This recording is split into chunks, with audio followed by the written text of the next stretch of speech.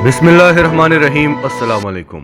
हर आने वाले दिन के साथ खित्ते की सूरत हाल मज़ीद तेज़ी के साथ बदलती जा रही है और इस वक्त पूरी दुनिया में आपको पूरी तरह से दो डिफरेंट ब्लॉग्स बनते हुए नज़र आ रहे हैं। अब ये ब्लॉग्स कौन कौन से हैं ये आप अच्छी तरह से जानते हैं और इसमें कामयाबी किस ब्लॉग को हो रही है ये भी आप अच्छी तरह से जानते हैं। लेकिन हमारे ब्लॉग का एक मुल्क है तुर्की, जिसका पिछले काफ़ी दिनों से आपको अमेरिका की तरफ झुकाव नज़र आ रहा था। हमने तो अपने तज्जिए में आपको पहले ही बता दिया था, लेकिन आज भारत और अफगान हुकूमत धाड़े मार मार कर रो रहे हैं कि पाकिस्तान, तुर्की और तालिबान आपस में मिले हुए हैं और अमेरिका, भारत और अफगान हुकूमत को बहुत बड़ा धोखा दे दिया है।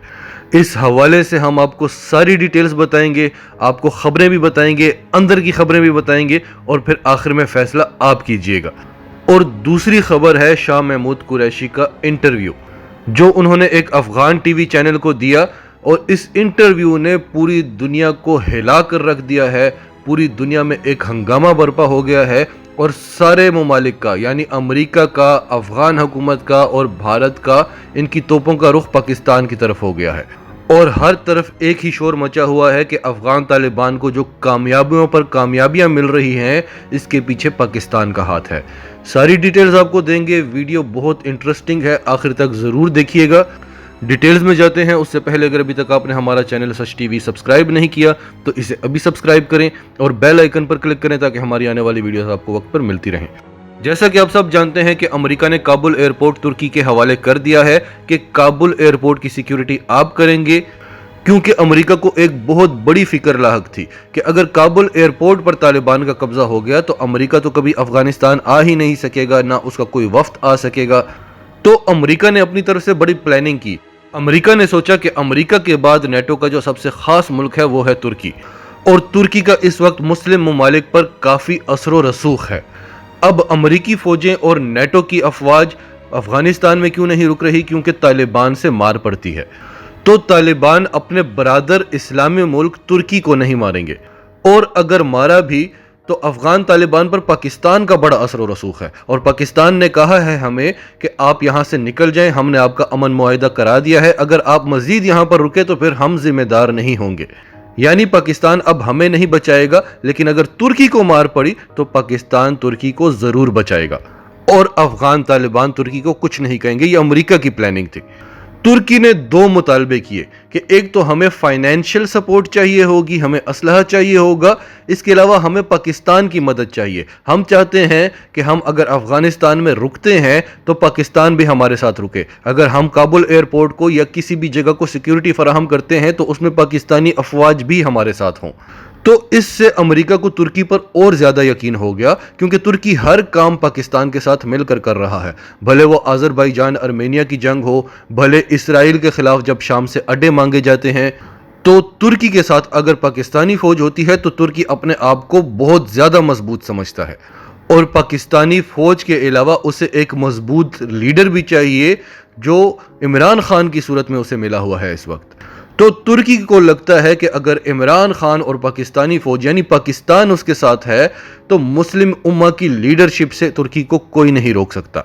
और फिर इस सब के बाद अफगान तालिबान की तुर्की को धमकियां मिलने शुरू हो गई और सारी दुनिया ये भी सोच रही थी कि तुर्की ने जो रूस से S-400 मिसाइल सिस्टम लिया है उसकी वजह से तुर्की पर जो पाबंदियां लगी हैं शायद वो तुर्की से हट जाएंगी, इसलिए तुर्की रजामंद हो गया है। लेकिन तुर्की से वो पाबंदियां भी नहीं हटी।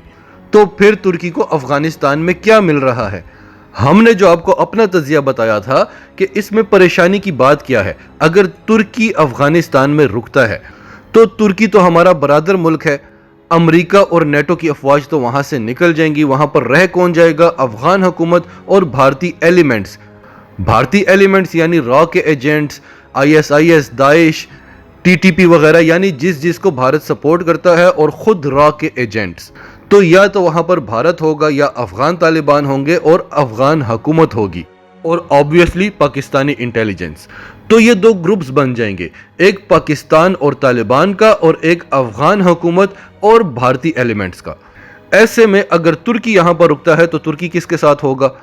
ऑब्वियसली अफगान तालिबान और पाकिस्तान के साथ।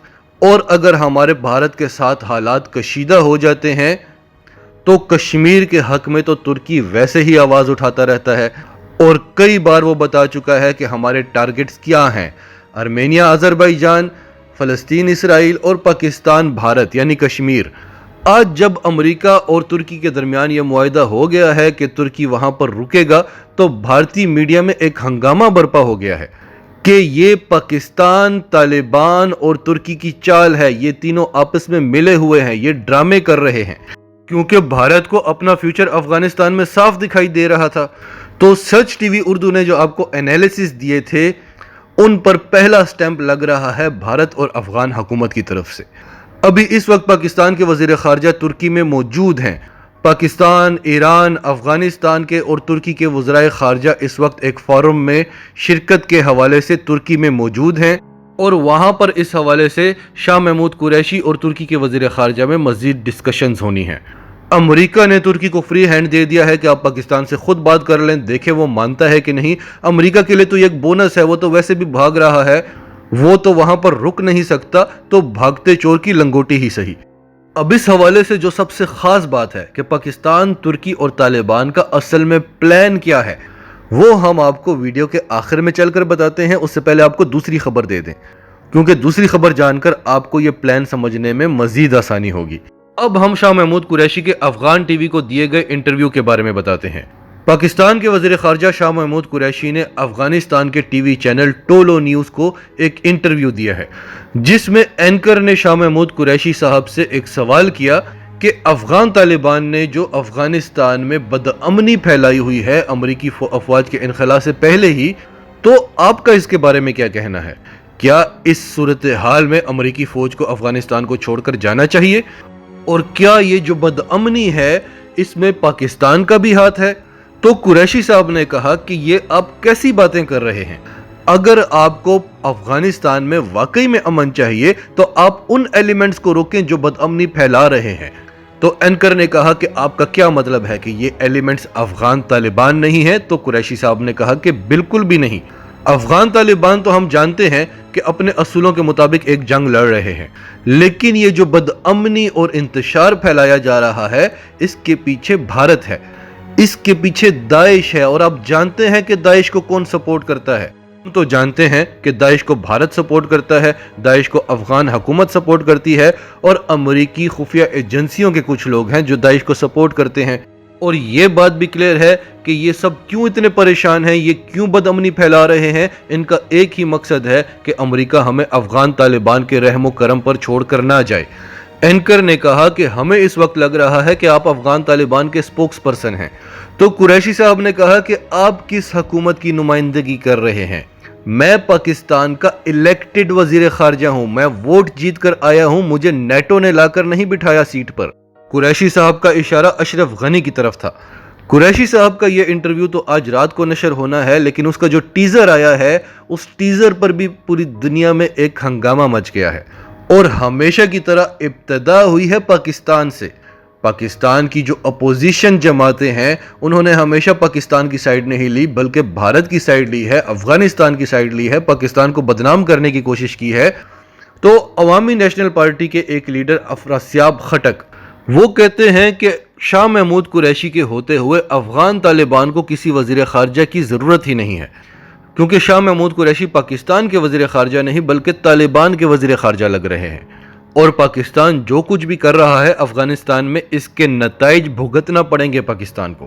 یہ پاکستان کے اندر بیٹھ کر جو خود کو پاکستانی کہتے ہیں، جنہوں نے کبھی بھی پاکستان کے حق میں بات نہیں کی، اور ایسے کہہ رہے ہیں کہ پاکستان کو نتائج بھگتنا ہوں گے جیسے کوئی بھارتی سیاستدان بات کر رہا ہو۔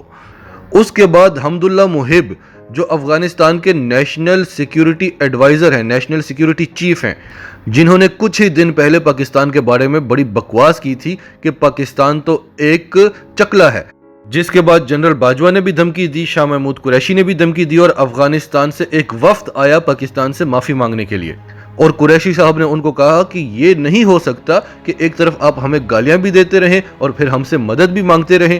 اگر آپ نے ایسے لوگوں کو اپنے ساتھ رکھنا ہے تو ہم آپ کے ساتھ تعلقات ختم کرتے ہیں۔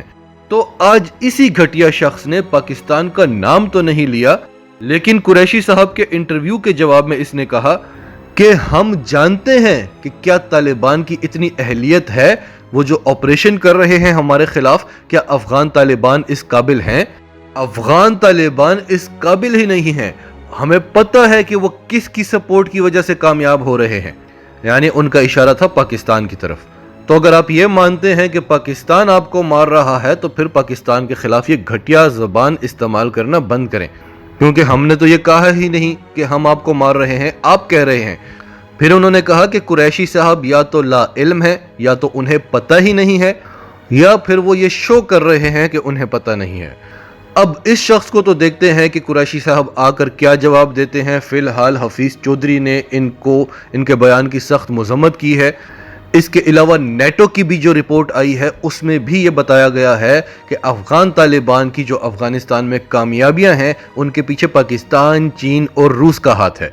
اور پاکستان اور ترکی کو خاص طور پر پریشانی کیا ہے، اور چین کو بھی ہے، کہ اگر یہ امریکہ یہاں سے نکل جاتا ہے تو یہ جگہ کوئی اور فل نہ کر لے، کیونکہ طالبان کے پاس کوئی باقاعدہ بڑی افواج نہیں ہے، ان کی کوئی نیوی نہیں ہے، ان کی ایئر فورس نہیں ہے۔